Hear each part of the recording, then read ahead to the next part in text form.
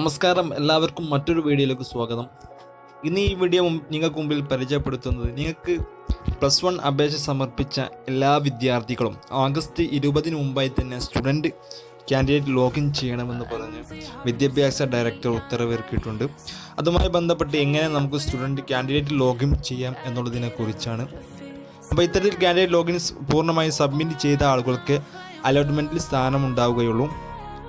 ഇപ്പോൾ നിങ്ങളുടെ Google Chrome's open ചെയ്തു HSCAP എന്ന് സെർച്ച് ചെയ്യുക. തുടർന്ന് ഇവിടെ കാണുന്ന HSCAP എന്ന് പറഞ്ഞാൽ ഫസ്റ്റ് ആ ഒരു സെർച്ച് നിങ്ങൾ സെലക്ട് ചെയ്ത് കഴിഞ്ഞാൽ വിദ്യാഭ്യാസ ബോർഡിൻ്റെ ആ ഒരു ഒഫീഷ്യൽ വെബ്സൈറ്റിലേക്കായിരിക്കും നിങ്ങൾക്ക് എത്താൻ സാധിക്കുക. തുടർന്ന് ഇവിടെ ക്രിയേറ്റ് കാൻഡിഡേറ്റ് ലോഗിൻ SW ഈ ഒരു ഫസ്റ്റ് കാണുന്ന ആ ഒരു നീല ഐക്കണിൽ കാണുന്ന ആ ഒരു ഭാഗമാണ് നമുക്കിവിടെ സെലക്ട് ചെയ്ത് കൊടുക്കേണ്ടത്. അപ്പോൾ അതിനുവേണ്ടി നിങ്ങൾ മറ്റൊരു കാര്യം ശ്രദ്ധിക്കേണ്ടത്, നിങ്ങൾ അപേക്ഷ സമർപ്പിക്കുമ്പോൾ നൽകിയ മൊബൈൽ നമ്പർ ആ ഒരു ഫോൺ നിങ്ങളുടെ കയ്യിൽ വേണം. അതിലേക്ക് ഒരു OTP വരും. അപ്പോൾ നിങ്ങൾ ഇത്തരത്തിൽ ക്രിയേറ്റ് കാൻഡിഡേറ്റ് ലോഗിൻ സെലക്ട് ചെയ്ത് കഴിഞ്ഞാൽ നിങ്ങൾക്ക് നിങ്ങളുടെ ജില്ല ഇവിടെ സെലക്ട് ചെയ്ത് കൊടുക്കുക. എന്നിട്ട് സബ്മിറ്റ് ചെയ്യുക. ഈ ഒരു പേജിലേക്ക് എത്തുമ്പോൾ നിങ്ങളുടെ ആ ഒരു രജിസ്റ്റർ ചെയ്ത മൊബൈൽ നമ്പറിലേക്ക് ഒരു SMS നിങ്ങൾക്ക് വരും.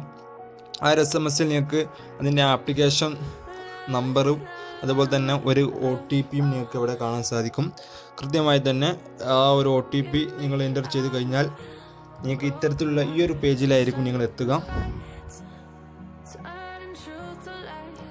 തുടർന്ന് നിങ്ങളുടെ ഏത് ബോർഡാണോ എക്സാമാണോ നിങ്ങൾ എഴുതിയത് അതൊക്കെ SSC സ്കീം എന്ന് പറയുന്ന ആ ഒരു ഭാഗത്ത് നിങ്ങൾക്ക് സെലക്ട് ചെയ്ത് സബ്മിറ്റ് ഓക്കെ ചെയ്യാം. എന്നിട്ട് registration number, date of birth, അതുപോലെ തന്നെ ചെറിയൊരു ക്യാപ്ച കോഡ് കാണുന്നുണ്ട്, അത് എൻ്റർ ചെയ്ത് സബ്മിറ്റ് ചെയ്യുക. തുടർന്ന് നിങ്ങൾക്ക് ഈ ഒരു പേജിൽ നിങ്ങൾ ചെയ്യേണ്ടത് നിങ്ങൾക്കൊരു പാസ്വേഡ് ക്രിയേറ്റ് ചെയ്യാനുള്ള ഒരു ഓപ്ഷനാണ് ഇവിടെ കാണുന്നത്. അപ്പോൾ അതിനു വേണ്ടി ഇവിടെ കാണുന്ന റെഡ് ഐക്കണിൽ ഇവിടെ എഴുതിയിട്ടുണ്ട്. കൃത്യമായിട്ട് നിങ്ങൾ ഏത് രീതിയിലാണ് പാസ്വേഡ് തയ്യാറാക്കേണ്ടത് എന്നുള്ളത്, അത് കൃത്യമായി പാസ്വേഡ് തയ്യാറാക്കിയതിന് ശേഷം നിങ്ങൾ എന്ത് ചെയ്യുക, സബ്മിറ്റ് ചെയ്യുക.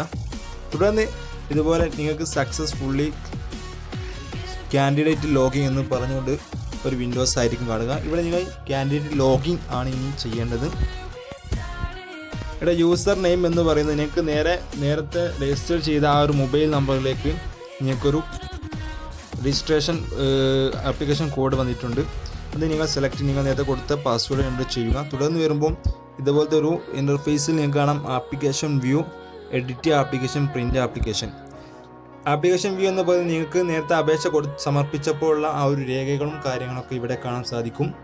നിങ്ങൾക്ക് ഈ രേഖ പരിശോധിച്ച് വല്ല തെറ്റും കാര്യങ്ങളും ഉണ്ടെങ്കിൽ നിങ്ങൾക്ക് എന്ത് ചെയ്യാം, ഇവിടെ എഡിറ്റ് ആപ്ലിക്കേഷൻ എന്ന് പറയുന്ന ഈ ഒരു ഭാഗം സെലക്ട് ചെയ്തുകൊണ്ട് ഒരു പെർമിഷൻ ചോദിക്കുന്നുണ്ട്. പെർമിഷൻ ഓക്കെ ചെയ്ത് കഴിഞ്ഞാൽ ഈ ഒരു ഭാഗത്ത് നിങ്ങൾക്ക് എന്ത് ചെയ്യാം, വല്ല തെറ്റുകൾ നിങ്ങൾ അപേക്ഷാ സമയത്ത് സംഭവിച്ചിട്ടുണ്ടെങ്കിൽ, മറ്റേതെങ്കിലും സർട്ടിഫിക്കറ്റ് ആഡ് ചെയ്യാൻ മറന്നു പോയിട്ടുണ്ടെങ്കിലൊക്കെ നിങ്ങൾക്ക് എന്ത് ചെയ്യാം, ഈ ഒരു ഭാഗത്ത് എന്ത് ചെയ്യാം, സെലക്ട് ചെയ്ത് കൊടുത്ത് കൃത്യമായിട്ട് എഡിറ്റ് ചെയ്യാം.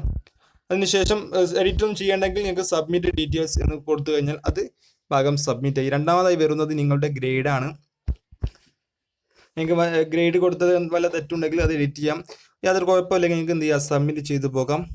പിന്നെ നിങ്ങൾക്ക് മറ്റേതെങ്കിലും അഡീഷണൽ സ്കൂളുകൾ ആഡ് ചെയ്യേണ്ട ഒരവസ്ഥ ഉണ്ടെങ്കിൽ നിങ്ങൾക്ക് എന്ത് ചെയ്യാം, ഇവിടെ മെത്തഡിൽ കാണുന്ന ഈ ഒരു സ്കൂൾ കോഡ് അടിച്ചു കൊടുത്ത് നിങ്ങൾക്ക് എന്ത് ചെയ്യാം, സ്കൂളിലെ വിഷയം സബ്ജക്റ്റ് ഏതാണ് നിങ്ങൾക്ക് വേണ്ടത് ആ ഒരു കോഡും സെലക്ട് ചെയ്താൽ നിങ്ങൾക്ക് എന്ത് ചെയ്യാം, ഇത്തരത്തിൽ ആഡ് ചെയ്യിക്കാം. അതുപോലെ തന്നെ നിങ്ങൾ മാറ്റം വരുത്തുന്ന അവിടെ കാണാം, അതും ചെയ്യാം. അതുപോലെ തന്നെ യാതൊരു കുഴപ്പമില്ലെങ്കിൽ നിങ്ങൾക്ക് എന്ത് ചെയ്യാം, സബ്മിറ്റ് ഡീറ്റെയിൽസ് എന്ന് പറഞ്ഞുകൊണ്ട് അതിലേക്ക് നിങ്ങൾക്ക് എന്ത് ചെയ്യാം, പോകാവുന്നതാണ്. ഇവിടെ നിങ്ങൾക്ക് കാണാൻ സാധിക്കും നിങ്ങൾക്ക്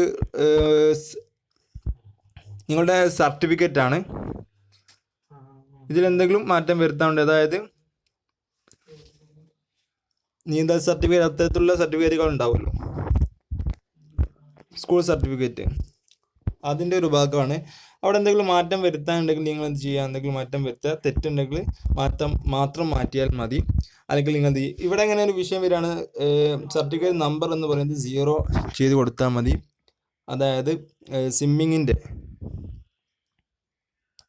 സർട്ടിഫിക്കറ്റ് നമ്പർ അവിടെ 0 കൊടുത്തതിന് ശേഷം സബ്മിറ്റ് ഓൾ എന്ന് പറയുന്ന ഒരു പച്ച ഐക്കൺ ഇവിടെ കാണാം. അത് നമ്മൾ സെലക്ട് ചെയ്യേണ്ടതുണ്ട്. തുടർന്ന് കഴിഞ്ഞാൽ നമുക്ക് ഇതുപോലത്തെ ഒരു ഇൻ്റർഫേസ് ആയിരിക്കും നമുക്ക് ഇവിടെ കാണാൻ സാധിക്കും. ഏറ്റവും താഴെയായിട്ട് നിങ്ങൾക്ക് ഇവിടെ ഒരു എഗ്രി ബട്ടൺ ഇവിടെ കാണാൻ സാധിക്കും.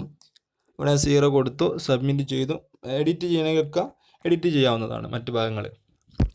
ഇത് ഫൈനലി കൺഫർമേഷൻ കൊടുത്തു കഴിഞ്ഞാൽ നമുക്ക് പിന്നെ എഡിറ്റ് ചെയ്യാനുള്ള ഒരു ഓപ്ഷൻ ഇല്ല. അപ്പോൾ കൃത്യമായി തന്നെ നിങ്ങൾ എന്ത് ചെയ്യണം, ശ്രദ്ധിക്കണം കാര്യങ്ങൾ ചെയ്യുമ്പോൾ. ഇവിടെ ഒരു എഗ്രി ചെയ്ത് നിങ്ങൾക്ക് എന്ത് ചെയ്യാം, ഫൈനൽ കൺഫർമേഷൻ കൊടുത്തു ഓക്കെ ചെയ്യാം.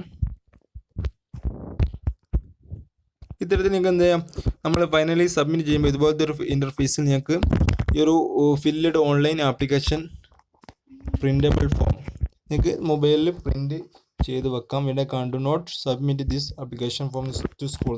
നിങ്ങൾക്ക് സ്കൂളിലേക്ക് എന്ത് ചെയ്യേണ്ട, ആപ്ലിക്കേഷൻ സബ്മിറ്റ് ചെയ്യേണ്ട ഒരാവശ്യമില്ല ഈ കൊറോണ കാലത്ത്. മറ്റെന്തെങ്കിലും സംശയം ഉണ്ടെങ്കിൽ നിങ്ങൾക്ക് വീഡിയോക്ക് താഴെ കമൻറ്റ് ചെയ്യാം. അപ്പോൾ എല്ലാവർക്കും നന്ദി, നമസ്കാരം.